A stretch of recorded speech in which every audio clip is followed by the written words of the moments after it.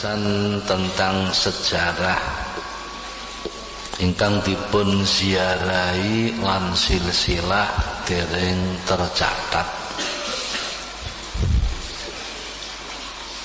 Anten tasih sanget kirangipun peralatan kangge menika. Lan tasih sanget kirangipun tenaga ingkang bantu kula kangge pencatatan. Mung kula terangaken sejarahipun, silsilahipun ning boten tertulis. Ning kagem menika sampun dipun serat dadosaken buku nggih. Ingkang diziarahi niki dadosaken buku sak sejarahe sak silsilahe. Danten saniki peralatan komputer sampun nggih lengkap. Mila insyaallah sampun 2 kali niki tertulis tampak jelas ingkang sejarah lan silsilahipun dipun terangaken. Para bapak, ziarah kubur niku nate dilarang Kanjeng Nabi. Nabi dawuh kuntu nahaitukum an ziyaratil kubur fazuruha fa innaha tudzakirukumul maut. Kuntu nahaitukum an ziyaratil kubur fazuruha fa innaha tudzakirukumul maut. Ana sapa ingsun iku nahaitukum nate nyegah sapa ingsun kum ing sira kabeh an ziyaratil kubur. Sira kabeh nate tak cegah ziarah kubur. Fazuruha mongko ziarah sira kabeh ing kubur fa innaha tudzakirukumul maut. Krana ziarah kubur ku ngelingno sira kabeh maring kematian. Kanjeng Nabi nate melarang ziarah kubur disebabaken sahabat dereng diparingi Kanjeng Nabi tata carane ziarah. Sahabat dereng dipun paringi tata kramane ziarah. Kanjeng Nabi mengkhawatirkan mengki carane ziarah keliru. Akhiripun sahabat niki mendapatkan didikan Kanjeng Nabi, bimbingan carane ziarah. 21 hari kemudian Kanjeng Nabi perintah fazuruha, maka berziarahlah ke kubur. Alasannya Kanjeng Nabi karena ziarah kubur itu memperingatkan kamu sekalian akan kematian. Mergo ngeling-eling mati niku diperintah Allah, ya diperintah Rasulullah sallallahu alaihi wasallam. Diperintah Gusti Allah, wattaqu yawman turja'una fihi ilallah thumma tuwaffa kullu nafsin ma kasabat wa hum la yudhlamun. Intine sira kabeh wedya maring dina sing sira kabeh dibalekno maring Allah. Iki tegese dina kematian.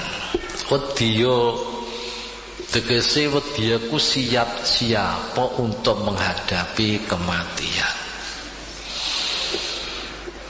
Terus kanjeng Nabi nate disuwuni pirsa kalian sahabat, man aqyasun nas ya Rasulullah, siapakah manusia yang paling pandai? Kanjeng Nabi dawuh, aktsaruhum dzikron lil mauti wa asadduhum isti'dadan lahu. Nabi ditakoni sinten tiyang sing paling pandai. Jawabe kanjeng Nabi, wong sing paling pinter iku wong sing paling akeh ilinge kematian. Lan wong sing paling banget oleh cawis-cawis menghadapi kematian. Iki wong sing paling pinter. Di sing paling pinter ora kok wong sing rebutan jabatan sanes. Mungkin wong tiyang sing paling pinter menduduki jabatan sanes. Tapi wong sing paling akeh oleh eling kematian, paling banget oleh cawis-cawis menghadapi kematian. Muga wong ku nek sawise mati ngincipi diluk urip maneh terus selama-lamanya enggak ada habisnya. Nek bahagia yo selama-lamanya, nek sengsara yo selama-lamanya. Terus Nabi nate dawuh, al-kaisu mandana nafsahu wa mila lima ba'dal maut. Orang yang pandai itu orang yang mampu mengkoreksi dirinya sendiri dan mau beramal untuk kehidupan setelah mati. Wong sing pinter nggih.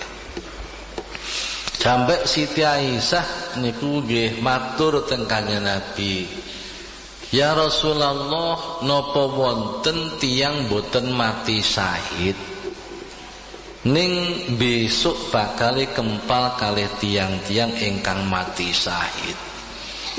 Kanjeng Nabi dawuh, ana sinten ya Rasulullah, yaiku wong sing sedina sewengi eling kematian ping 20. Nggih. Wong sedina sewengi eling kematian ping 20. Bayangaken para bapak, nek sedina sewengi itu 24 jam. Ingat kematian 20 kali, dibuat per jam ingat, per jam ingat, maka berarti tidur hanya 4 jam. Nggih. Turu mung 4 jam, melek 20 jam, tiap jam eling mati. Tiyang sing kados ngeten nggih pasti mboten badhe aras-arasan ibadah, mboten badhe sembrono maksiat. Mulane wong sing kaya niki ora mati syahid tapi besok kumpul ambek wong mati syahid. Nah niki intine ngakehno eling mati. Kanjeng Nabi nggih nate dawuh, akfiru min dzikri hadimil ladat. Perbanyaklah mengingat-ingat sesuatu yang menghilangkan ladzat. Ladzatku kaenaan. Qalu wa ma hadzimul ladzat ya Rasulullah. Apakah itu yang menghilangkan kaenaan ya Rasul? Qala al maut. Jadi intine kongkon ngakehno eling kematian. Kesane nopo? Kesane hati-hati di dalam segala hal. Nah, ziarah kubur ini adalah salah satu daripada faedahnya adalah zikril maut. Kesane eling maring kematian. Para bapak, ziarah kubur niki ugi saged ngalap barokah sing ageng. Nggih, saking kubur-kubur para wali, kubur-kubure para ulama. Didawaken bilih kuburan-kuburane para ulama, para wali niki disebut makom mustajab. Makom mustajab niku sijine panggonan nek digawe nyuwun maring Gusti Allah niku dijabahi kalih Gusti Allah. Makom mustajab. Para bapak, sampai kanjeng Nabi dawuh nggih. Dawuh kanjeng Nabi, innallaha khalaqa tahtal arsy madinatan maktubun ala abwabiha manzarul ulama faka'anna mazarul anbiya. Innallaha khalaqa tahtal arsy madinatan, sungguh Allah menciptakan kota di bawah aras. Ning sore aras Allah membuat kota yang terdiri dari nur. Maktubun ala abwabiha manzarul ulama faka'anna mazarul anbiya. Di pintu-pintu kota niki tertulis manzarul ulama faka'anna mazarul anbiya. Barang siapa yang berziarah kepada ulama iku sama aja dengan ziarah kepada para nabi. Nah niki ngalap barokah niki, ngalap barokah nggih. Dateng makam-makame ulama. Para bapak,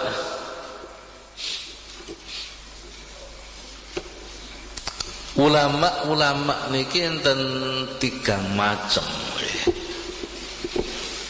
Enten sebutan al-ulama, enten sebutan al-hukama, enten sebutan al-kubara. Al-ulama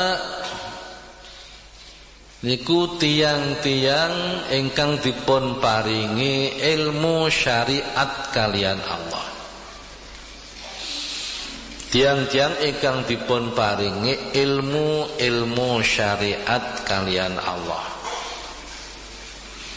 Ning boten diparingi kemakrifatan. Nomor kali al-hukama.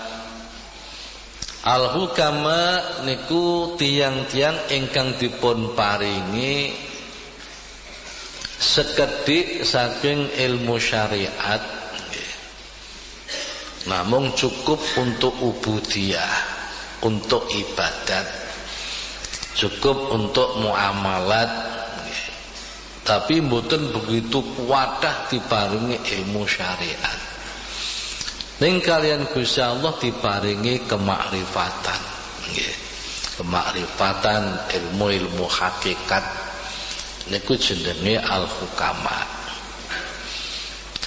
Dene tiyang ingkang dipun paringi ilmu syariat yang komplit sempurna ugi diparingi kemakrifatan niku jenenge al-kubara.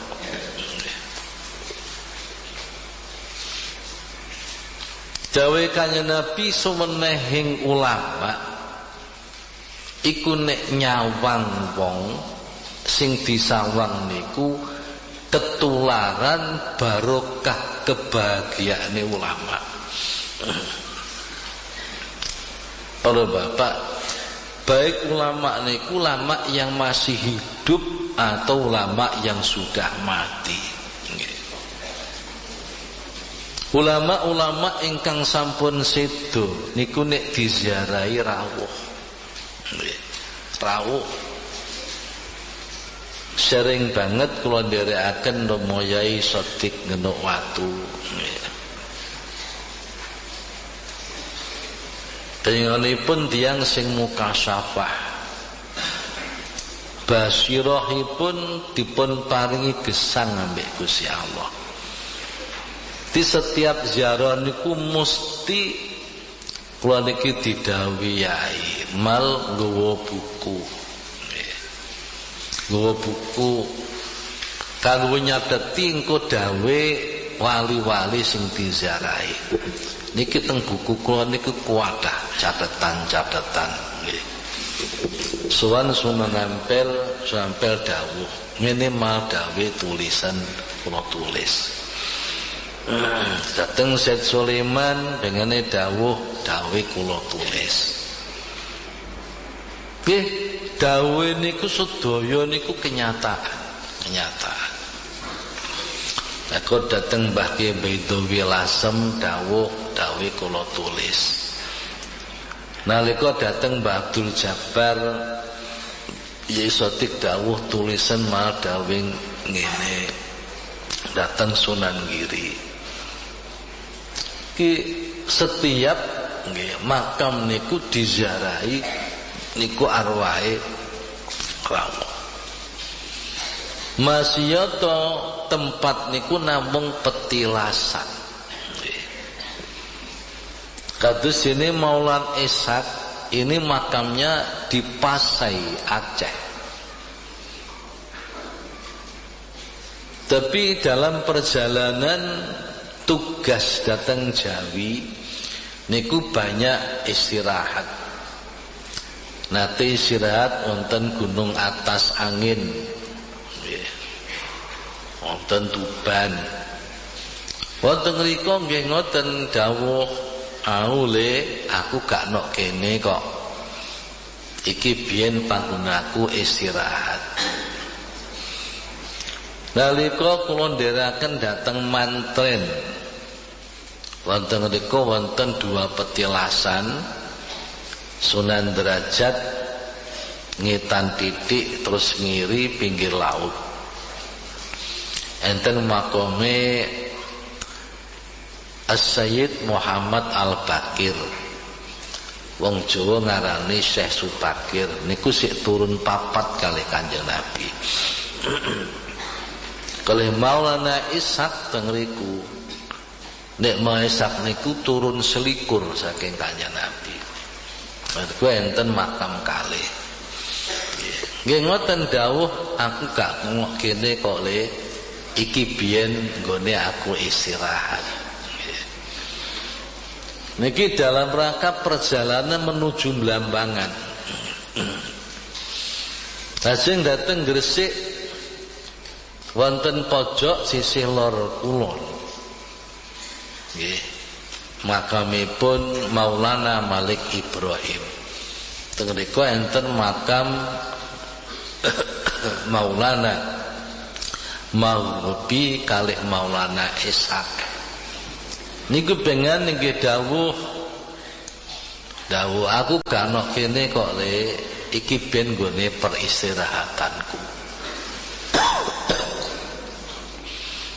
Walaupun makam aslinya tidak di situ, walaupun merupakan petilasan, niku nek diziarahi arwah rawuh. Nggih. Sebab napa? Sebab roh niku mboten terbatas. Roh niku mboten terbatas. Nggih. Para bapak kula nate nyuwun pirsa teng Romo Yai Abdul Jalil. Yai nek dateng makome sanes asli namung petilasan. Niki dos pundi Yai? Kan arwah kan mboten terbatas Yai. Oh nggih wonten kula paham niku. Babe napa wong mati niku para bapak kali Imam Ghazali dipadakno wong haji. Wong haji nek wis budal komah tasih dumugi embarkasi dereng dugi Mekah niki teng embarkasi tasih biasa hubungan kalih sing teng omah nggih mboten hubungan HP hubungan telepon ana kekurangan apa kon nyusulno, mbok menawa duwite sing ilang kon nambahi. Iki sik gampil tasik teng embarkasi. Nggih. Dereng dumugi pundi Mekah. Semantuluki wong mati niki saking omah wis dibudhano lunga, tapi durung teko akhirat. Nggih. Tasih teng alam barzakh. Niku isih biasa hubungan kali wong urip ngoten lho. Nggih. Tasih biasa hubungan. Mulane dhewe Si Ahmad Syihabuddin bin Salamah Al-Qalyubi nek malam Jumat arwah ibu bapak kula njenengan niku rawuh teng omah. Nggih. Rawuh ndelok keluargane. Nek keluargane pas dirawuhi niku malam Jumat niku kok ibadah sae, maca tahlil, maca Yasin dikirimno arwah sing pun padha sedo bunga. Luwih bungah katimbang nampa donya saisine. Tapi kapane mulih wis ora jamaah, wis ora wiridan, ora tahlilan, gak yasinan ning ngarepe TV. Nangis jebul keluargaku koyo ngene iki. Ora kirim apa-apa. Iki kula bapakne. Lalu dikulinakno nek malam Jumat nggih. Napa isih Kamis iku mun termasuk malam Jumat. Niku jenenge isih hubungan. Tasih teng alam barzakh niku jenenge tasih teng embarkasi nggih. Cara wong haji. Tasih biasa hubungan kali wong urip. Benten kekurangan napa-napa diwacakno napa-napa niku sing dawuhne Kanjeng Nabi yurfa'ul adzabu anil amwat bidu'ail ahya. Siksane wong sing padha mati ku bisa diangkat ambek Gusti Allah sebab dungane wong urip lho. Niki ibarate tekan embarkasi duwite ilang nggih. Jaluk kiriman. Jadi tasih biasa hubungan. Semanten ugi jenazah arwah niku tasih teng alam barzakh niku nggih tasih berkeliaran. Kuburane kok disambangi wong rawuh nggih. Nggih tembuti mawon.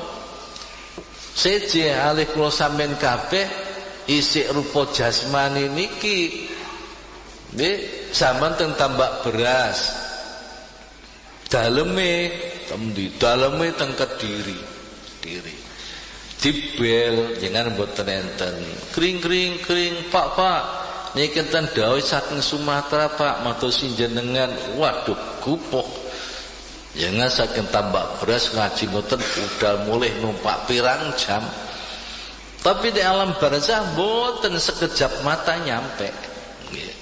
Sejak mata nyampe. Maulana Maulai Ishaq niku masya jenazah sing asli wonten Pasai Aceh dengan kok ziarah teng Gresik rawuh nggih rawuh niki para bapak mulane nek diziarahi terus nyawang sing ziarah sing disawang ziarah sing disawang niku ketularan barokah kebahagiaane nggih ulama niki. Iki dawuh Imam Suhrawardi. Imam Suhrawardi niku sanes tiyang Basrah. Tapi setiap Jumatan niku rawuh dateng Basrah wonten masjid. Nek tiyang sampun ngempal ngoten terus ngadeg nyawang tiyang disawangi genti nyawang sawang genti nyawang. Santrine takon, "Syekh, dengan kok nindakaken ngoten enten napa? Kok nyawangi hadirin?" Teng Basrah niku kuwadah aulia-aulia ingkang sami Jumatan teng Basrah. Nggih, Masjid Hasan Al-Basri niku. Imam Suhrawardi dawuh ngene lho. Kanjeng Nabi dawuh suwenehing ulama iku nek nyawang wong sing disawang ketularan barokahe kebahagiaane ulama. Mulane aku pengen disawang ambek ulama-ulama. Dan para bapak, niki salah satu dari faedah lagi ziarah kubur. Menawi kula pengen kok kesulitan menghadapi segala sesuatu teng omah. Teng omah niki para bapak banyak problema. Nggih mboten. Sampai ada judul nggih teng surat kabar niku 1 juta problema rumah tangga. Sembarang pun nggih terjadi teng rumah tangga, bingung. Ngepene anak bingung no, anak wis ora manut, bapak kudu wayuh pisan. Bingung nggih. Terus pundi ziarah kubur. Karena Nabi dawuh ditulis ing kitab Al-Bahjatus Saniyah. Karena Nabi dawuh, "Idza tahayyartum fil umur fasta'inu min ahlil kubur." Nggih. Idza tahayyartum fil umur, nek kowe kabeh bingung menghadapi persoalan, fasta'inu njaluk tulung ning Gusti Allah. Njaluk tulung Gusti Allah min ahlil kubur, lewat ahli kubur. Asmundi wasilah tawasul ning ahli kubur, tawasul nggih. Lah niki nek bingung menghadapi persoalan ngono ziarah kubur tawasul. Ning jaluke ning Gusti Allah. Aja njaluk ning ahli kubur. Tawasul gawe lantaran nggih. Yo enten wong sing kemelinti. Ngerti kemelinti ya Pak? Kemelinti. Apa adik tawasul? Ya masali kubur ku kawulane Allah, Kanjeng Nabi yo kawulane Allah, wali yo kawulane Allah, awake dhewe njaluk langsung apa? Ini kemelinti jenenge. Kemelinti. Ya nek cedhek mbek Gusti Allah, lha wong adoh wong kon sawate dangtek. Kon poso yo mokel, bendina yo ngrasani.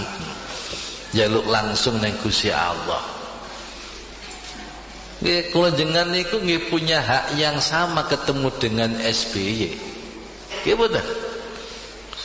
Kula jenengan niku lho, kan punya hak yang sama bisa ketemu SBY. Bupati bisa ketemu SBY, gubernur bisa, rakyat bisa. Nggih. Tapi napa saged ketemu? Nggih. Nek mboten liwat lantaran. Yo ditangno dhisik surat dari desa namanya ini, pengen ketemu presiden tanda tangan, isik ning ngene camat dhisik, camat tanda tangan, njaluk bupati tanda tangan, njaluk ning ngene gubernur tanda tangan, menteri dalam negeri tanda tangan. Nggih mboten? Niku jenenge wasilah diwaca mbek SBY. Oh ya lengkap. Kondene rak ngono. Nggih. Belundu sama nono dicekel temenan. Wah iki gak mata-mata ta iki. Nah para bapak, iki jenenge wasilah.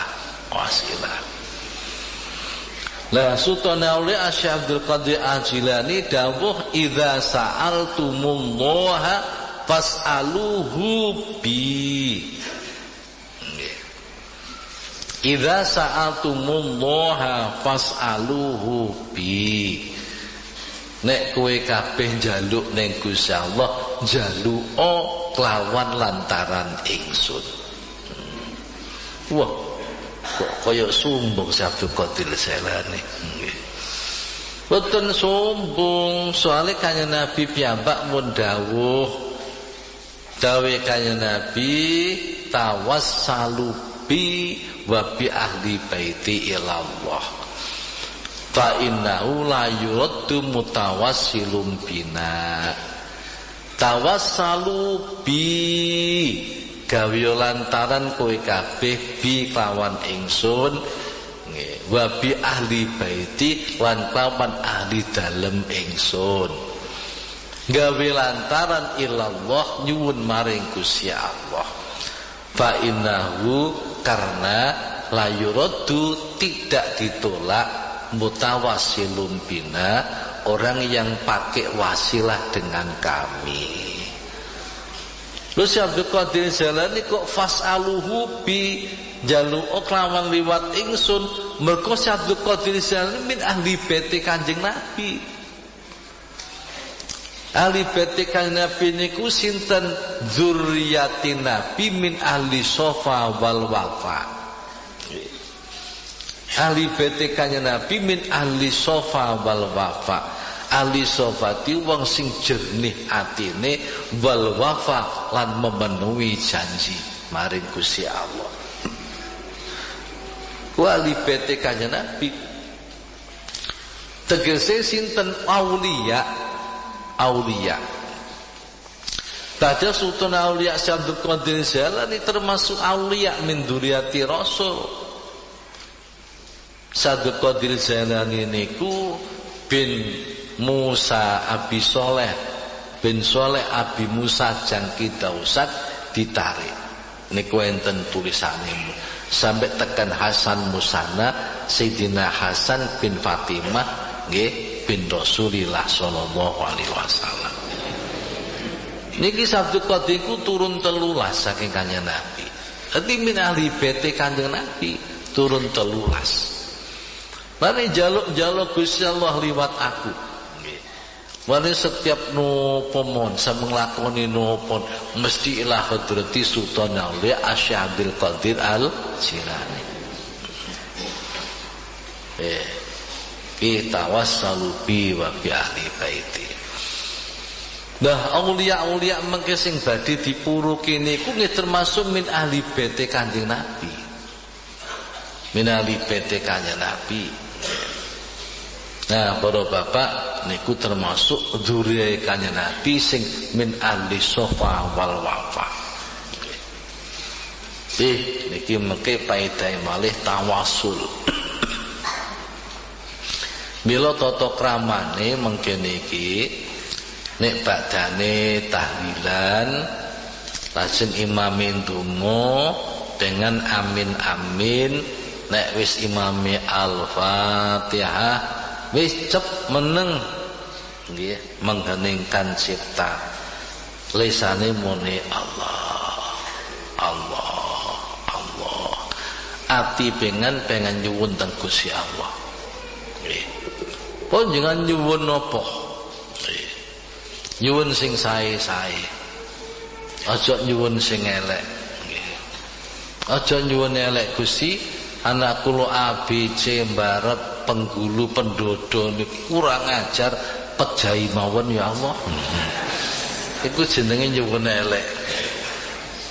Nyuwun sing apik paringi dadi anak sing soleh. Niki problema rumah tangga. Nggih.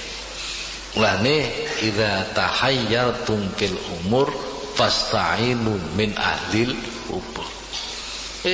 Waktu mengheningkan cipta pengen nyuwun. Dia mungkin pengen gadah problema kesulitan golek ekonomi. Mungkin problema anak di pondokno mulah mulih.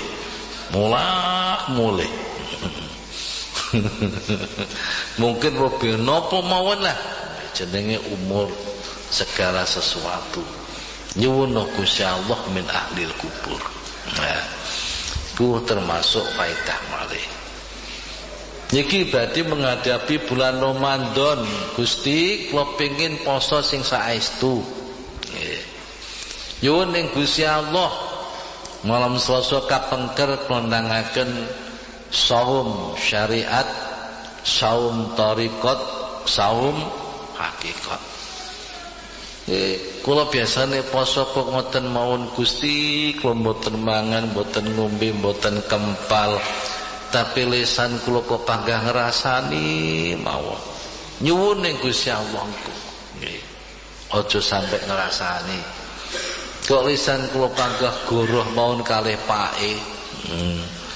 Oh, mungkin nyuwun teng Gusti Allah. Nggih. Paling apik-apike nyuwun nggih niku nyuwun sing kembali ubudiyah maring Gusti Allah. Ya Allah, pengen tetepaken iman kula, pengen padangaken ati kula, pengen paring Islam medunya akhirat saanak turun kula ben paringi napa mawon ingkang pengen paringaken kula saged manfaat barokah. Niku sing paling sae nggih. Kenyuwun dengan Gusti Allah.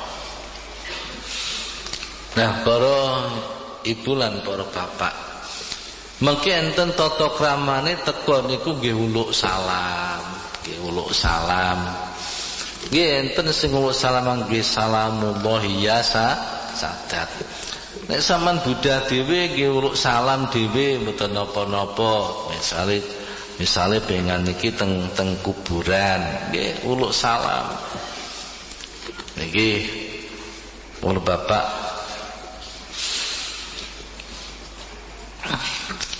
Sayyidah Aisyah radhiyallahu anha matur, qultu kaifa aqulu ya Rasulullah ta'ni idza zultu al-qubur qala quli assalamu ala ahli dar mina muslimin wa muslimat bayarhamullah al-mustaqdimin wal mustakhirin wa inna insyaallahu bikum lahiqun. Siti Aisyah nyuwun pirsa ya Rasul, kula nek ziarah kubur kula ngucap napa? Ngucap assalamu ala ahli dar. Muga-muga keselamatan ditetepno maring ahli dar, ahli kubur, minal mukminin wa muslimat. Wa yarhamullah, mudah-mudahan Allah kasih sayang kepada orang-orang yang dahulu dan orang-orang yang akhir, dan sungguh kami insyaallah akan ketemu dengan kamu. Enten sahabat namanya Abu Rozin,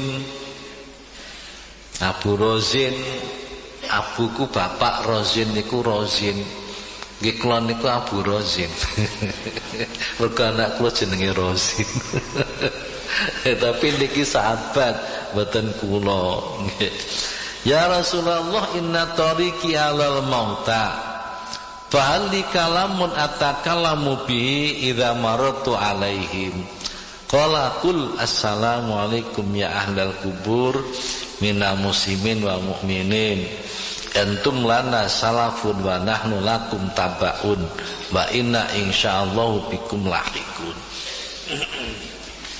Abu Razin niku matur ya Rasulullah, dalan kula niku mesti ngliwati kuburan ya Rasul.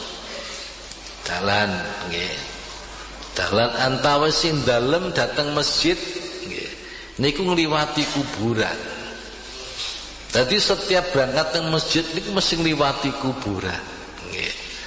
Lajeng guneman napa ya Rasul ingkang kula damel nalika kula ngliwati ahli kubur, tiang-tiang sing pejah nggih. Asing kanjeng Nabi dawuh assalamualaikum ya ahlal kubur sak teruse. Abu Razin tanglet, hal yasmaun, napa ahli kubur niku pireng ya Rasulullah? Qala yasmaun wa la yastati'una ayyujibu. Abu Razin, ahli kubur iku krungu mbok salam tapi gak bisa jawab. Iki aja salah paham. Jawab nggih. Ahli kubur assalamualaikum, jawab waalaikumsalam nggih. Kok ditandakno ora bisa jawab, tegese ora bisa jawab sing kenek dirungokno wong urip. Jawabe jawab. Setiap diului salam jawab nggih. Nanging ora bisa jawab tegese ora bisa jawab nganggo swara sing kenek dirungokno wong urip. Nek jawabe jawab nggih. Qala ya Barazin ala tardo antarudda alaika biadadim al malaikah. Abu Razin, apa awakmu gak rido, apa gak demen nek wong kuburan niku jumlahe wong 150 terus mbok uluki salam, malaikat sing makili wong 150 jawab salammu, apa kowe gak demen? Sak jumlahe wong ahli kubur Dan nek kuburan niku gedhe nggih kaya Sunan Derajat, Sunan Ampel pirang ewu Assalamualaikum ahlul kubur. Nggih jawab tapi mboten krungu. Malaikat makili jawab waalaikumsalam. Sejumlah orang yang mati sing dikubur teng riku. Tapi dawuh apa kowe gak demen nek dijawab malaikat sejumlah orang yang mati. Iki para ibu lan para bapak, mulane tata kramane mengke niku nggih nek masuk kuburan niku uluk salam nggih. Aja lungguh dhisik nek durung ngumpul. Nggih. Masa teko dhisik aja kesusu lungguh. Nggih. Aja kesusu lungguh. Para bapak dados pundi ngenteni sing keri. Ngenteni sing keri. Nggih nek empun isih ngadeg kita nganggo salam, mboten salam niku soale jamaah, kita nganggo salam. Salamullahi ya sadah minar rahmani yarsyakum ibadallahi ji'nakum wasadanakum tolabanakum. Saman jawab niki mangken tek bukune mun diparingi niki salam wah ya sadat. Nek uluk salam biasa niki nggih mun ditulis teng mriki nggih teng buku niki. Kalau Bapak totokane ziarah kubur mengke menjaga kesopanan baik perkataan maupun perbuatan saat berada di dalam makom sing sopan nggih. Termasuk sopan nopo ojo sampai ora wudu nggih. Ojo sampai ora wudu. Nggih enten ziarah-ziarah kubur Wali Songo barang. Kok cukup rong dina ku ya apa? Wah yai mun balapan mboten tenang blas nggih. Tuki niku mun pokoke tuki langsung imam ngimami. Pada sanese tasik dereng ngumpul. Mungkin diluk pun budal malih. Wis gati wudu-wuduan mboten. Niku ra tata krama. Nggih. Di wudu sak ngriki mengke wudu. Dene upamane hadas tengene kendaraan yo babang kendaraan mosok kate wudu nggih. Asih mengke nek mun mudhun wudu masih nembe dateng makom. Mulane ziarah kita niku tenang-tenang, mboten kesusu-susu. Tenang-tenang. Nggih. Nggih salamullah ya sadat mengki tahlilan. Donga bandunga terus mengeningkan cipta cep meneng atine nyuwun ning Gusti Allah.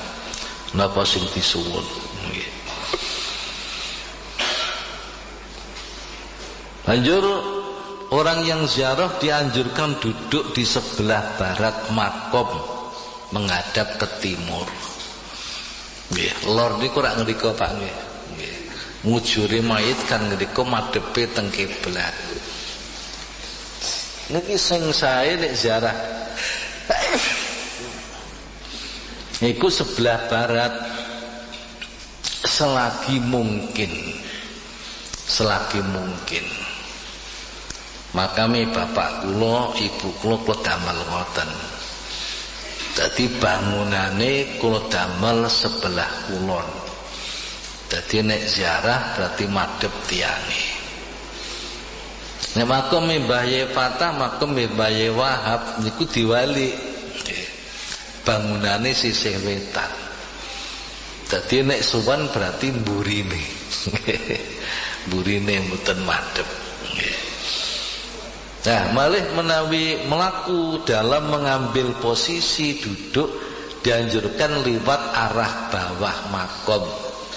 Sirah teng mriki aja terus mrono liwat dhuwure sirah, iki gak tata krama. Liwate liwat sikil, liwat suku. Ini selagi mungkin. Bergenten makom sing boten mungkin makome Mbah Bunang. Makom Mbah Bunang niku sing pas sebelah suku mboten ten dalane. dalane nginggile sirah. Itu namanya memang tidak mungkin. Nek mboten mungkin ge apa eneke jenenge mboten mungkin. Nggih. Yang keempat, usahakan jarak antara posisi duduk dan makan kira-kira 1 meter jika memungkinkan. Nggih. Itu sebab tata kramane wong sowan iku aja kepareken. Nggih. Sing sowan ibu, sing diswani Pak Yai, dengkule dipepetno. Gak ilok donya iku. Maksud yang jalur sowan tiang jalur niku paling dekat niku nggih 1 meter. Nggih. Dekat. Cuk mepet-mepet. Mosok sowan yai dengkule ditemplekno. Apa malih wali. Ya. Iki rada jarak atuh. Iki koyok wong sowan wong gesang ngene iku carane. Nggih. Mulane kan mboten diperkenankan para bapak duduk-duduk di atas kuburan selama tidak ada kebutuhan. Tapi ini ada kebutuhan krono nopo ziarah kubur, krono badhe mau tahlil, tempatnya mboten mungkinaken, itu namanya sudah darurat. Nggih. Nah, para bapak niku tata krama. Tata krama itu menjadi penyebab dikabulkannya hajat. Nek ganjarane maca oleh mawon. Ganjarane maca Fatihah, ganjarane maca kulhu, ganjarane maca zikir-zikir kalimah thayyibah, pokok ikhlas masuk gak tata krama oleh-oleh mawon ganjarane. Tapi ora dikabuli ambek Gusti Allah. Nggih. Mergo kabul iku adalah syaratnya kudu tata krama. Ibadah syariat iku adalah membawa buah ganjaran. Tata krama ibadah membawa buah takarub ila Allah. Parek ambek Gusti Allah. Tata krama ini sembayang kepengen sedaya teng griya teng langgar niku kudu tata krama. Tata krama adalah akibat parek Allah. Ibadahku akibati ganjaran saking Allah. Lajeng nomor gangsa saat akan duduk membaca qasidah ziarah kubur terlebih dahulu, yaitu assalamu ya sadat, salamullah ya sadat. Nomor 6, kemudian duduk mengucapkan salam kepada ahli kubur, assalamu ala ahli diyar minal mu'minin. Nomor 7, membaca tahlil beserta doa. 8, setelah selesai lalu berdiam diri sejenak, mengheningkan cipta seraya berdoa dalam hati, memohon kepada Allah Subhanahu wa ta'ala agar dikaruniai 1, tetapnya iman, 2, kejernihan hati, keberkahan atas segala sesuatu yang telah dikaruniakan, D, keselamatan diri baik di dunia maupun di akhirat, E, hajat yang dimaksud. Iki mungkin enten sedaya tuntunane. Mila per orang masuk gadah rombongan piyambak niki mengke kudu daftar lan menyetorkan uang 25.000. Nggih. Mengke kangge napa parkir-parkir, kangge juru kunci, kangge nyetakaken niki. Niki mungkin seenter malih silsilah sementen kata ini. Nggih. Mangke jangan sumurat zilzia sing diziaraku silsilah ya apa. Selama niki para bapak setiap lunaken silsilah pengen namu manggut-manggut paling-paling muni mbok dipokoni to yai kula nyuwun ya ngono tok. Dijak ziarah malah ra gelem. Niki setiap mungkin niki enten. Harun Basyariyah pakai asing betoro katok. Niki enten sedaya ngriki. Tak sejarah pisan sejarah tertulis di buku niki. Nah, para bapak niki tata kramane. Yang ke-9 yang terakhir membaca Maulaya sholli wa sallim daiman abada. Yang ke-10 dianjurkan keluar lewat arah bawah makom, arah salatan makom. Catatan jangan memohon atau berdoa kepada ahli makom, akan tetapi memohon kepada Allah Subhanahu wa ta'ala. Nah, para bapak iki kok njaluk tolong sapa? Zamil basa apa sing maca iki? Arek pondok.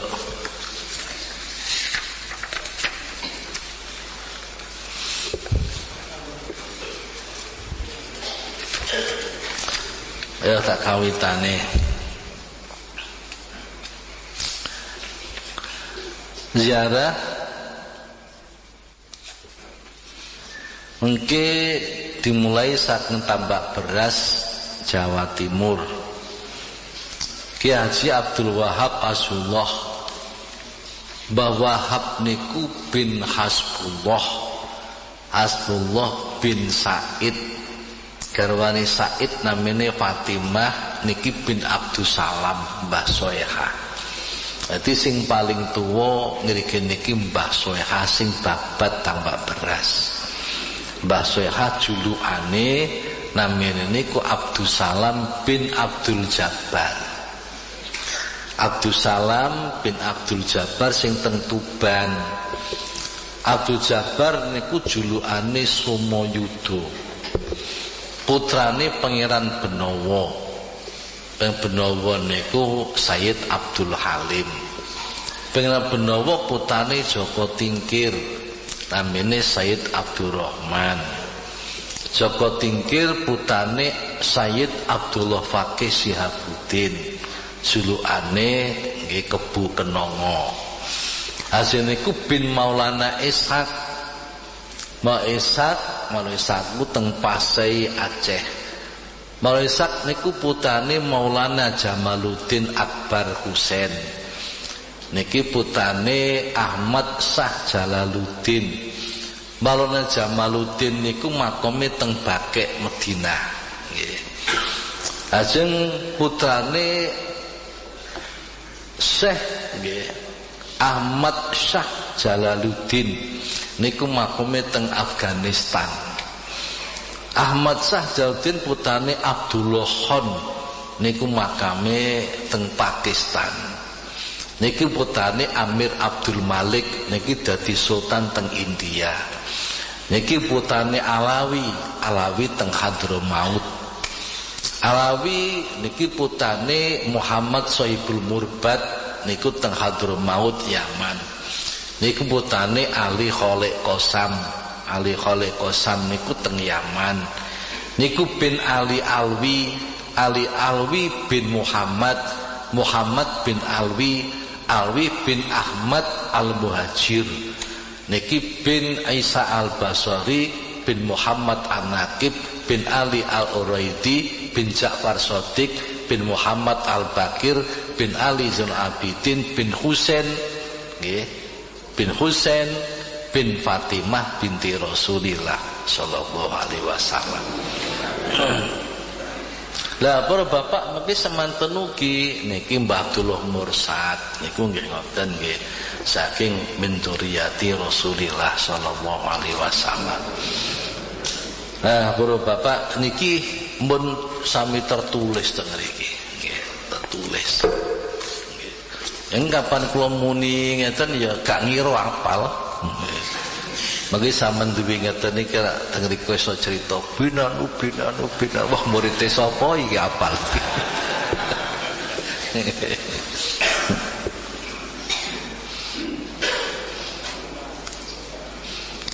Bro bapak mangke sing namanya Harun Basyariyah Harun Basyariyah ingkang wonten 1000 wulan nggih. Ingkang wonten 1000 wulan niku silsilahe Harun Basyariyah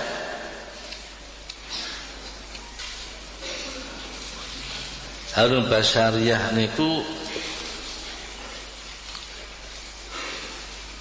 putrane Nalajaya, putrane Pangeran Darpa Sutapa, putrane Pangeran Padu Sinarsa, putrane Pangeran Pringgalaya, putrane Abdurrahman Sultan Mataram pertama Sutawijaya.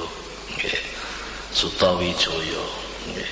Niki putrane Ki Ageng Pemanahan, putrane Ki Ageng Enis niki teng Lawian Solo, putrane Abdurrahman Ki Ageng Selo, putrane Ki Ageng Getas Pendowo, putrane Syarifah Sufiyah niki putrane Joko Tarub.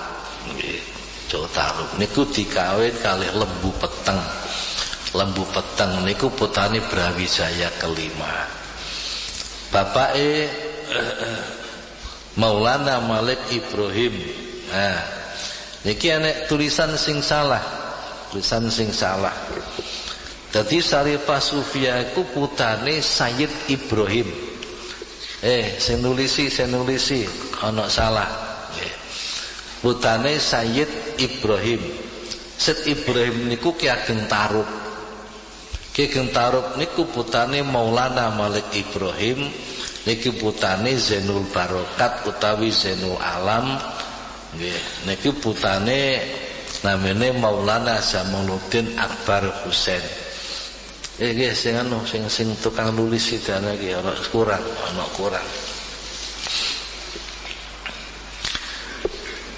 Nah, kalau Bapak Harun Basyariyah niku enten riwayate teng mriki teng buku mengke pengen waca nggih. Ini gadah putra Nyai Muhammad Santri digarwa Muhammad Santri nggih. Terus Muhammad Santri iki digarwa Arfiyah. Arfiyah niku pun di Mojo Dhuwur Nganjuk. Nah Arfiyah iku putrane Jumali iku putrane Said Abdurrahman alias Iyang Sambu. Yang samuku kakange yang Abdul Jabbar. Men niki mangke pengen waca dhewe nggih. Dadi mun enten sedaya.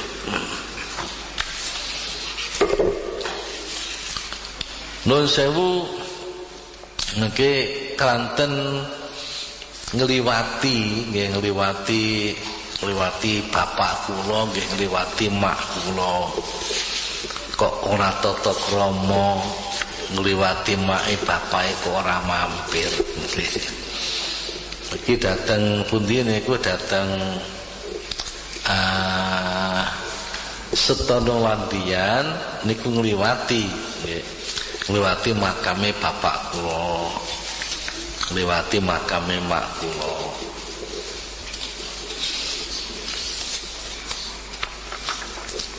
Nggih mengke pengen waca piyambak silsilahe nggih. Enten sing ngundang lagi mengke pengen waca piyambak kula sungkan waca dhewe. Mosok awake dhewe diwaca nungkene. Nah, para bapak niki silsilah lengkap. Lajeng Mbah Kyai Zainuddin nggih. Abdul Mursyad Setono Landian. Nomor sekawan Mbah Kyai Zainuddin Mojosari Nganjuk. Beliau adalah putra Kiai Mukmin, putra Kiai Jaya Taruna, putra Kiai Darji, putra Kiai Bardin, putra Marto Loyo, putra Mangkubuwono keempat. Mbah Kyai Zainuddin adalah seorang waliullah yang tinggi derajatnya. Wis teko sing tak celuk. Niki aku tolong wacana kesel. Ya sapa-sapa kono sing iso maca. Lega nek sing mara. Pak pengen sing insinyur. Pak insinyur kamat. Kon maca karamu. Suara kuntek. Iki.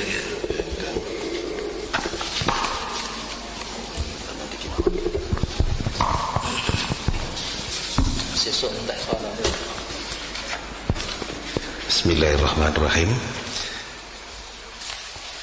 Nomor sekawan Kiai Haji Zainuddin Mojosari Nganjuk.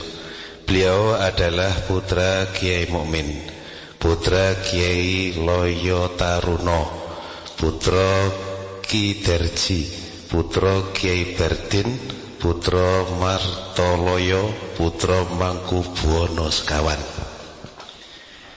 Mbah Kiai Zainuddin adalah seorang waliullah yang tinggi derajatnya. Selama menjadi kiai di Mojosari Nganjuk, Mbah Zainuddin terkenal sangat sabar dalam mendidik para santrinya yang terkenal ndugal-ndugal, keras dan berangasan.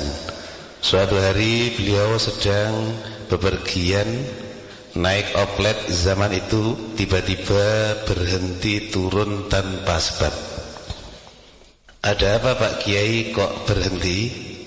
Itu ada kuda lewat.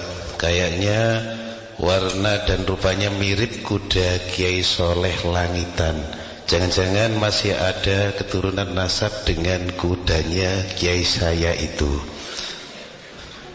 Mbah Zainuddin berdiri di pinggir jalan menghormat kuda yang lewat itu. Baru naik kembali ke oplet yang ditumpanginya. Ingatan Mbah Zainuddin ke masa lalu ketika masih nyantri di Langitan. Ia menjadi khodam kiainya dengan tugas mengembala kuda-kudanya. Selama jadi pengembala kuda, tak pernah sekalipun ia mendahului langkah si kuda-kuda itu karena merasa tidak tawaduk kepada kiainya, bisa su'ul adab.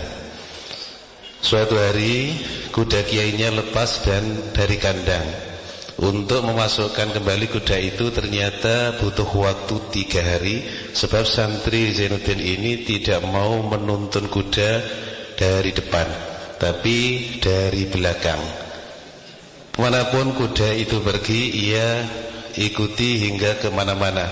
Nah, baru 3 hari 3 malam kuda itu bisa digiring dengan segala kesabarannya ke kandangnya. Allah mentakdirkan pemuda Zainuddin, si penggembala kuda, menjadi seorang kiai besar di Mojosari Nganjuk. Faktanya, subhanallah, Kiai Zainuddin harus mendidik sifat-sifat liar bagaikan kuda dari para santri Mojosari. Santri yang dididik Kiai Zainuddin benar-benar berangasan, liar dan bedigalan. Tapi anehnya santri-santri itu malah lulus jadi kiai-kiai besar di daerahnya.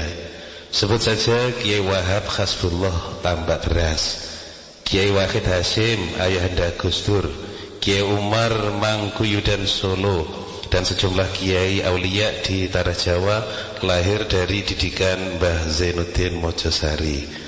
Ini sumber dari majalah Sufi tahun Juli 2007.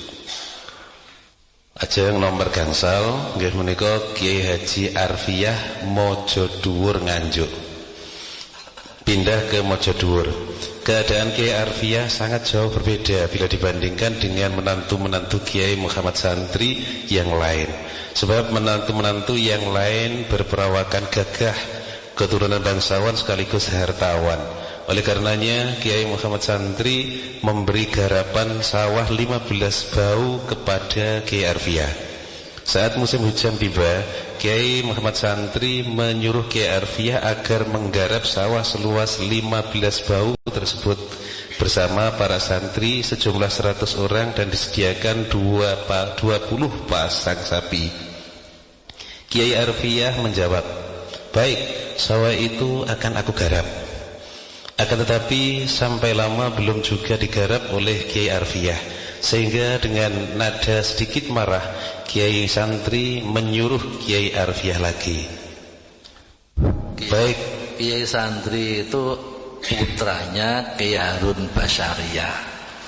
Memang itu keturunan raja, jadi kaya raya, gagah-gagah, mewah-mewah. Di santri itu keturunan Harun Basyariah. Akhirnya tanah sawah seluas 15 bau itu dikerjakan mulai dari Meluku, Macul, Garu, Daud serta menanaminya dikerjakan semalam suntuk sudah selesai menjadi tanaman semua. Setelah mengetahui peristiwa tersebut, lalu menantu-menantu Kiai santri yang lain merasa direndahkan, sehingga mereka mengadakan pertemuan untuk mengeroyok Kiai Arfiyah. Mengetahui rencana tersebut, maka Kiai Arfiyah meloloskan diri menuju dusun Mojodhuwur. Di sana beliau mendirikan masjid dan pondok pesantren, dan santrinya kebanyakan berasal dari daerah lain. Lama kemudian Kiai santri mendengar bahwa di sebelah selatan kota Nganjuk ada pondok baru, santrinya sangat banyak. Kiai santri mengutus salah seorang santrinya untuk menyelidiki pondok baru tersebut. Sesampainya di pondok baru tersebut, utusan itu terkejut dikarenakan pimpinan pondok itu tidak lain adalah Kiai Arfiyah. Kemudian utusan dari Sewulan itu menyampaikan pesan Kiai santri kepada Kiai Arfiyah, dan lalu Kiai Arfiyah menjawab, biarlah saya tinggal di dusun ini saja. Kemudian utusan tersebut kembali ke Sewulan dan menyampaikan jawaban Kiai Arfiyah kepada Kiai santri. Akhirnya Kiai santri merelakan putrinya diboyong ke dusun Mojodhuwur. Kemudian didatangi perampok. Diceritakan bahwasanya Kiai Arfiyah pernah diisukan oleh pimpinan-pimpinan perampok bahwa Kiai Arfiyah adalah orang yang kaya raya, sehingga pimpinan-pimpinan perampok yang berjumlah 8 orang tersebut mengadakan pertemuan di desa Ngetos untuk merencanakan perampokan di desa Mojodhuwur. Kemudian perampok-perampok tersebut berangkat untuk merampok dusun Mojodhuwur lewat Kedung Bengkah dengan cara berenang. Ketika berenang, mereka merasa seakan-akan berenang di lautan yang luas. Karena Kiai Arfiyah sangat waskito, beliau menyuruh Nyai Arfiyah untuk menyiapkan makanan bagi para perampok. Bahkan saat itu semua senjata perampok yang ampuh menjadi lumpuh. Setelah sholat duha, Kiai Arfiyah mengutus salah seorang santrinya untuk memanggil kawanan perampok yang saat itu masih berenang di Kedung Bengkah.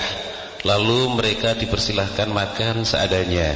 Selesai makan, kawanan perampok tersebut disuruh meninggalkan senjata dan pulang ke rumahnya masing-masing.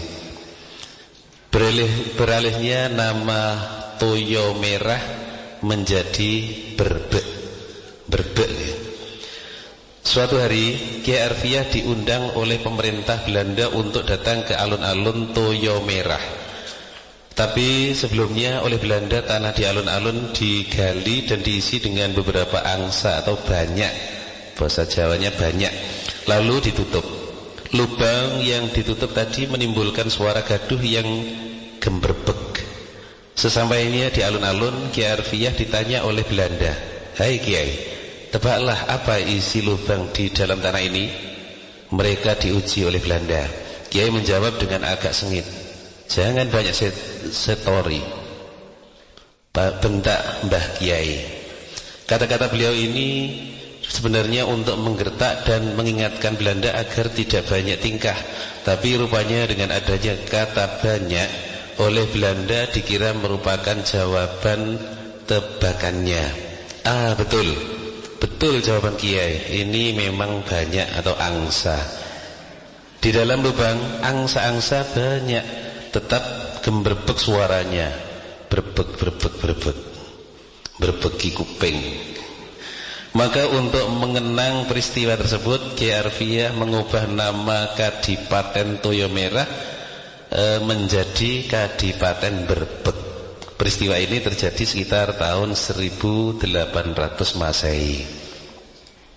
Kemudian Desa Mojo Dhuwur. Setelah Ki Arfiah awal wafat, beliau diganti oleh putra bungsunya yang dijuluki Ki Arfiah II.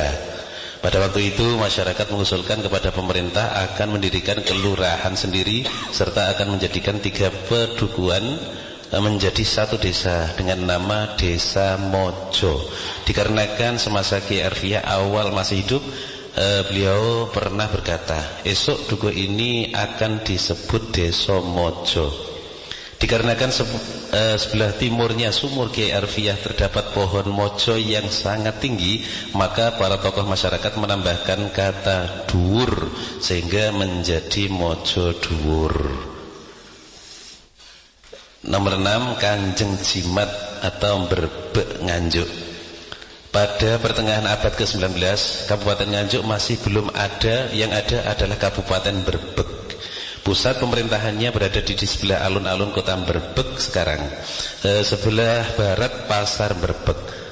Tampuk kekuasaan Kabupaten Berbek saat itu berada di tangan Raden Tumenggung Sosrokusumo dengan gelar Mas Aryo Adipuro Adipati Sosrokusumo III. Beliau memegang kekuasaan selama puluhan tahun, berakhir sampai tahun 1890 Masehi. Dalam percakapan sehari-hari, beliau lebih dikenal dengan sebutan Kanjeng Jimat, yaitu seorang yang keramat, apa yang diucapkan terjadi. Menurut Dr. Ki Haji Jamaluddin Ngelawak Kertosono yang mendapat cerita di leluhurnya bahwa sebenarnya nama Jimat pada Kanjeng Jimat adalah dari kata Haji Muhammad disingkat menjadi Jimat. Sayembara Kanjeng Jimat. Alkisah, suatu hari putri Kanjeng Jimat yang bernama Raden Ayu Sekar Arum sakit keras. Bahkan ada yang mengatakan hilang, dicuri oleh makhluk halus dari desa Kuncir Berbek. Sampai beberapa hari tak juga dipulangkan. Akhirnya Kanjeng Jimat mengumumkan sayembara. Barang siapa yang bisa membawa putriku Sekar Arum dengan selamat, jika lelaki akan aku jadikan menantu, dan jika perempuan akan aku angkat menjadi putriku. Maka banyak punggawa pemerintah yang mengikuti sayembara tersebut, juga dari kalangan santri seperti Ki Ageng Ngeliman, entah Ki Ageng Ngeliman yang keberapa, dan Bagus Nur Salam putra Kiai Salimin dari Bendung Rejo Berbek. Mereka bertindak dengan caranya masing-masing agar dapat menyelamatkan Dewi Sekar Arum. Dalam adu sayembara tersebut, Nur Salam meminta bantuan pamannya Kiai Fathur Rahman, itu Poleng Berbek. Kiai Fathur Rahman adalah menantu Kiai Arfiah awal Mojo Dhuwur. Dengan bantuan pamannya, Bagus Nur Salam berhasil membawa pulang Sekar Arum ke hadapan Kanjeng Jimat. Mestinya pemenang sayembara adalah Bagus Nur Salam. Tapi cerita tidak berhenti sampai di sini. Salah satu peserta sayembara yaitu Ki Ageng Ngeliman belum puas. Beliau ingin mencoba lagi mengalahkan pemenang sayembara dengan berlomba membangun masjid dalam waktu semalam. Hal ini disetujui oleh Nur Salam. Maka keduanya menghadap Kanjeng Jimat mengutarakan maksud. Kanjeng Jimat pun menyetujui rencana mereka dengan pesan, baiklah, jika demikian kemauan kalian, tapi subuh besok sudah harus ada kentong berbunyi. Jam 2 malam Masjid Nur Salam sudah jadi, sedangkan buatan temannya baru sebagian. Sehingga ditetapkannya lah Bagus Nur Salam sebagai pemenang, sekaligus dinikahkan dengan Raden Ayu Sekar Arum. Pindahnya Kabupaten Berbek ke Nganjuk. Sekitar tahun 1870 Masehi, pemerintah Belanda membangun rel kereta api yang melintasi Kabupaten Berbek bagian utara. Tak dipungkiri adanya kereta api membuat maju perekonomian dan pembangunan menjadi berkembang pesat. Hal ini mengusik niat Kanjeng Jimat untuk memindahkan pusat pemerintahan ke dekat rel kereta api. Niat tersebut benar-benar terlaksana pada tahun 1887 Masehi. Maka disiapkanlah acara boyongan besar-besaran dari Brebek ke daerah Anjuk Ladang yang selanjutnya disebut Nganjuk. Untuk menyangkut alat dan perkakas berat banyak diangkut dengan perahu melalui sungai. Sebagian diangkut dengan cikar. Boyongan tersebut memakan waktu berhari-hari dimulai tanggal 10 April 1887 di pusat pemerintahan yang baru itu. Kanjeng Jimat masih tetap memimpin sampai tahun 1890 Masehi. Di dalam serambi Masjid Jami Al-Mubarak Brebek terdapat beduk yang ukurannya relatif sama dengan beduk-beduk di masjid lain. Namun sebenarnya beduk tersebut mempunyai keunikan, yakni terbuat dari kayu sidoguri.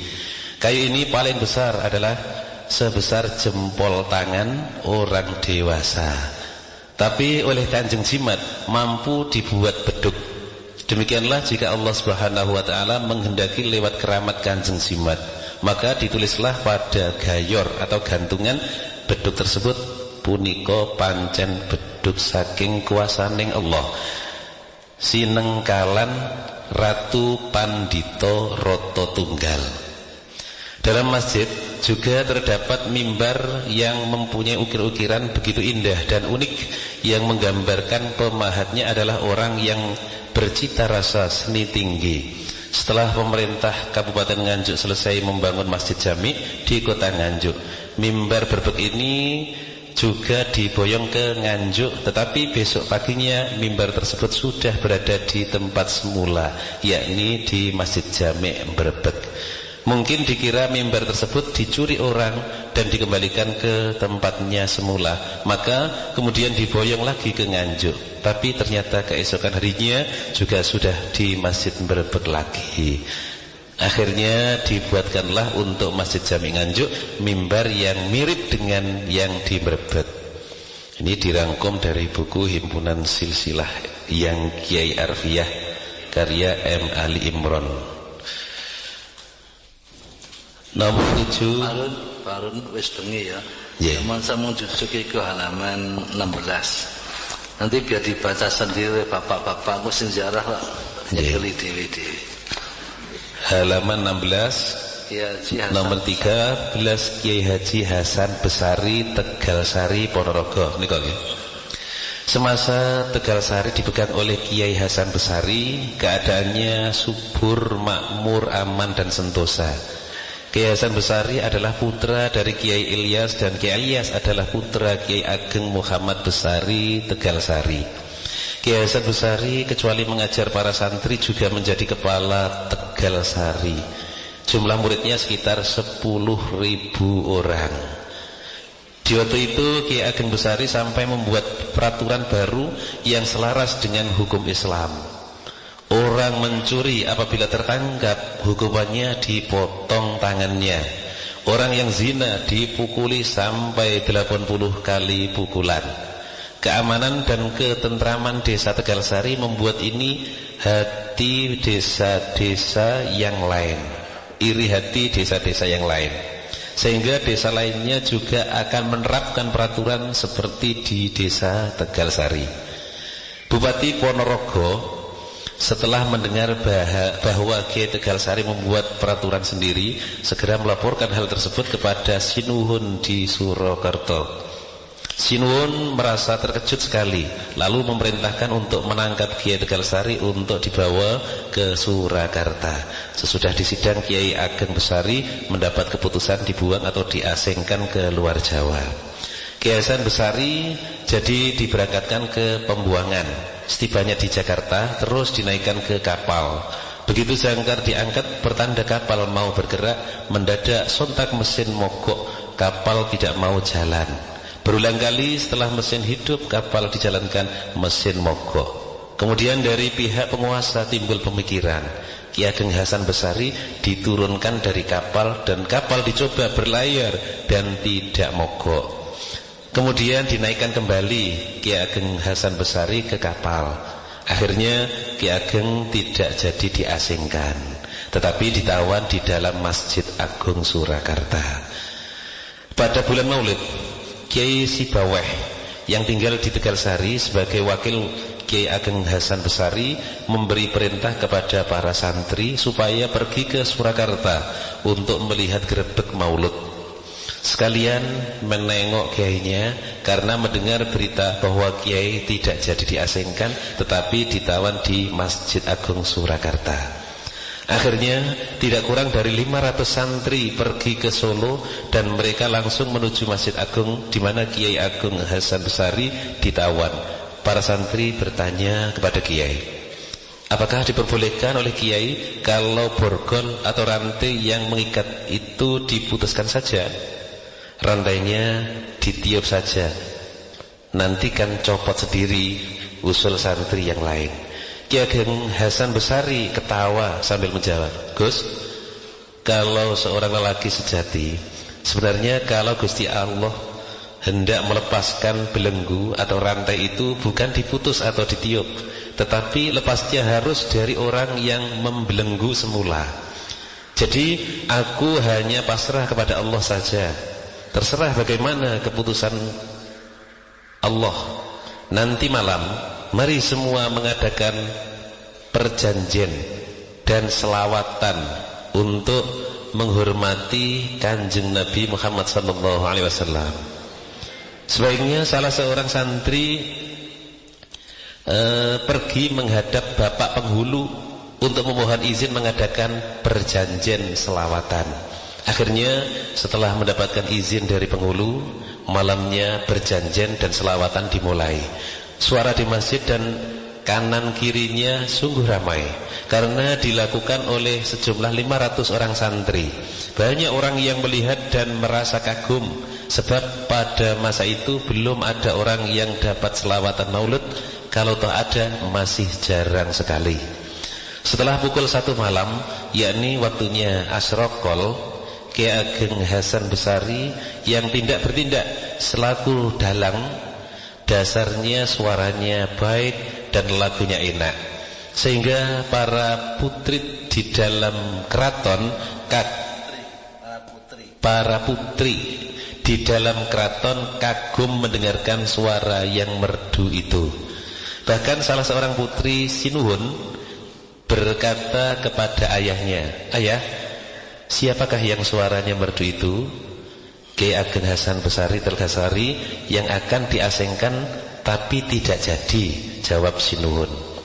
Kalau memang demikian, Ananda mohon dijodohkan dengan Kiai Ageng Hasan Besari. Kalau Ananda tidak dinikahkan dengannya, Ananda akan bunuh diri. Sinuhun menjawab, "Genduk, anak perempuan, sebenarnya engkau sudah dikujodohkan dengan putra Pangeran Yogyakarta." Sang putri kembali bicara, "Kalau Ananda tidak dinikahkan dengan Kiai Ageng Hasan Besari, lebih baik Ananda mati saja." Mendengar hal itu, Kiai Ageng Hasan Besari berkata, "Gusti, hamba bersedia, akan tetapi perkenankan hamba unjuk hatur.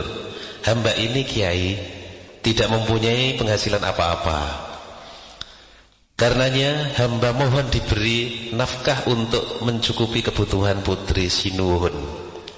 Sinuhun berkata, "Ya Kiai, kamu akan saya beri sawah 100 bau untuk mencukupi kebutuhan putriku." Akhirnya keduanya pun dinikahkan. Sesudah pernikahan dilaksanakan, Paman Sinuhun yang sedang berada di Gunung Tidar mendengar berita bahwa cucunya, yaitu putri kemenakannya, dinikahkan dengan Kiai Tegalsari, lalu pulang ke Surakarta. Setibanya di Surakarta, beliau berkata, "Ananda Angger Sinuhun, bagaimana kok cucuku dinikahkan dengan Kiai Tegalsari? Seharusnya putra raja kan ya mendapatkan raja, kok hanya mendapatkan santri rendahan? Itu kan akan merendahkan derajat raja." "Paman, biarpun dia itu seorang kiai, tapi kesaktiannya melebihi kesaktian saya maupun kesaktian paman. Buktinya ketika akan diasingkan, kapalnya tidak dapat bergerak. Dan lagi Kiai Tegalsari itu masih keturunan Sinuhun Brawijaya Mojopahit," jawab Sinuhun. "Coba sekarang panggil Kiai Hasan Besari." Aku akan menjajal kesaktiannya, balas sang paman setengah menantang. Sinuhun kemudian mengutus pengawal untuk memanggil Kiai Hasan Besari beserta istrinya. Setelah pengawal tiba di Tegalsari, langsung menghadap Kiai Hasan Besari dan menyampaikan pesan Sinuhun. Kiai, sampean beserta istri dipanggil Sinuhun menghadap ke Surakarta. Angkutan ke Surakarta sudah tersedia. Kiai Ageng Hasan berkata, Nyai, seyogianya hari ini engkau berangkat dulu. Saya berangkat belakangan saja, dan kuda yang dibawa dari Surakarta untukku sebaiknya dibawa kembali saja. Nyai Ageng bertanya, loh Kang Mas, nanti naik apa? Saya akan jalan kaki saja, jawab Kiai. Nyai Ageng dan pengawal utusan Sinuhun sudah berangkat naik kuda. Perjalanan mereka memakan waktu 7 hari. Sesudah Nyai Ageng dan pengawal sampai di keraton, keduanya merasa heran, sebab melihat Kiai Ageng Hasan Besari sudah berada di keraton bersama Sinuhun dan pamannya. Loh Kang Mas, kok sudah ada di sini? Naik apa? Dan sudah berapa lama sampai di sini? Tanya Nyai Ageng heran. Kiai Ageng menjawab, ya jalan, dan sudah 6 hari aku berada di keraton. Kenapa kok kalian begitu lama? Mendengar hal itu, Sinuhun dan pamannya merasa heran. Tidak lama kemudian, Sinuhun mengadakan makan bersama. Ketika paman Sinuhun mengambil lauk ayam rampatan yang sudah ada di piring, seketika itu lauk ayam jadi ayam hidup. Karena merasa diuji, Kiai Ageng Hasan Besari mengambil sapu tangan, dibuang terus jadi luwak dan menabrak ayam tadi. Lalu paman mengambil lauk daging kambing yang ada di rampatan lainnya dan berubah menjadi kambing hidup. Kiai Ageng Hasan Besari tidak terlena. Serban yang dipakainya kemudian dilepas dan dibuang menjadi harimau dan menabrak kambing. Melihat hal itu, Sinuhun kemudian memohon kepada keduanya untuk tidak meneruskan. Kemudian pamannya berkata, apakah Kiai dapat memanah? Kiai menjawab, tidak. Akan tetapi kalau yang mulia mengajak titis-titisan, saya hanya mengikuti. Pamanda lalu menggantungkan gambar burung di tengah alun-alun, kemudian memanahnya dari kejauhan dan hampir mengenai mata gambar burung. Lalu memerintah Kiai Ageng Hasan Besari untuk melepas panah. Sebelum memanah, beliau berkata, mohon maaf Yang, apakah saya diperkenankan melepaskan anak panah sambil membelakangi? Ya boleh, jawab Pamanda. Kiai Ageng Hasan Besari kemudian memanah sambil membelakangi gambar burung. Anak panah dilepas menuju ke arah selatan, tetapi kemudian kembali lagi ke utara dan mengenai tepat pusat mata gambar burung sampai tembus. Selanjutnya Kiai Hasan Besari berkata, Yang, Cucunda mohon diperkenankan menyampaikan sepatah kata untuk dipergunakan sebagai terakhirnya kepercayaan kepada Cucunda. Sekarang beringin kurung ini akan saya panah. Yang dipersilakan memeriksa. Kalau nanti ada selembar daun saja yang jatuh tidak berlubang, Cucunda akan menjatuhkan talak kepada Cucunda yang mulia. Selanjutnya nanti hamba akan pulang ke Tegalsari Ponorogo seorang diri saja. Ceritanya beringin kurung kemudian dipanah.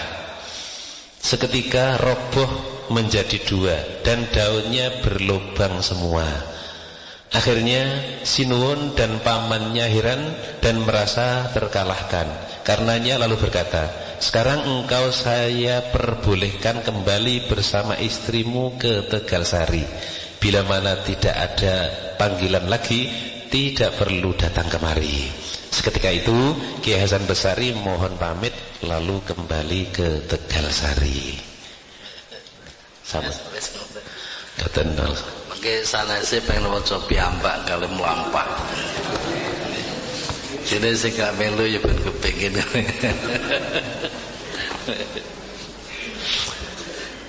Bismillahirrahmanirrahim. Rabbi fanfa'na bibarakatihim badinal husna bi hurmatihim bahamidna fi tariqatihim wa mu'afatin minal fitani Rabbi fa'na bibarakatihim wa dinal husna bi hurmatihim ba'amidna fi tariqatihim wa mu'afatin minal fitani Rabbi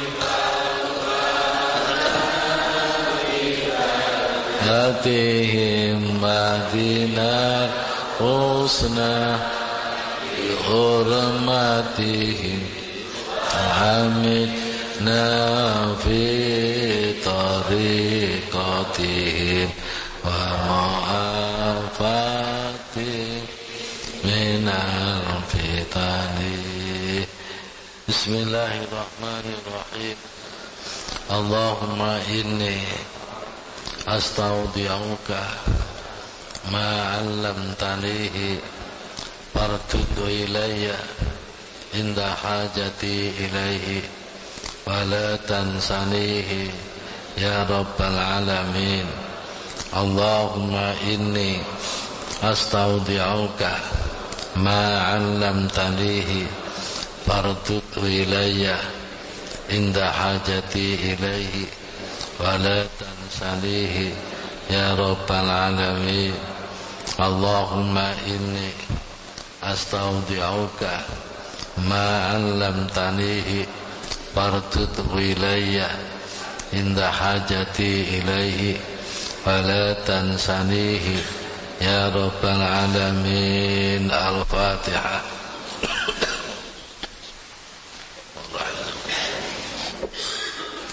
Assalamualaikum warahmatullahi wabarakatuh.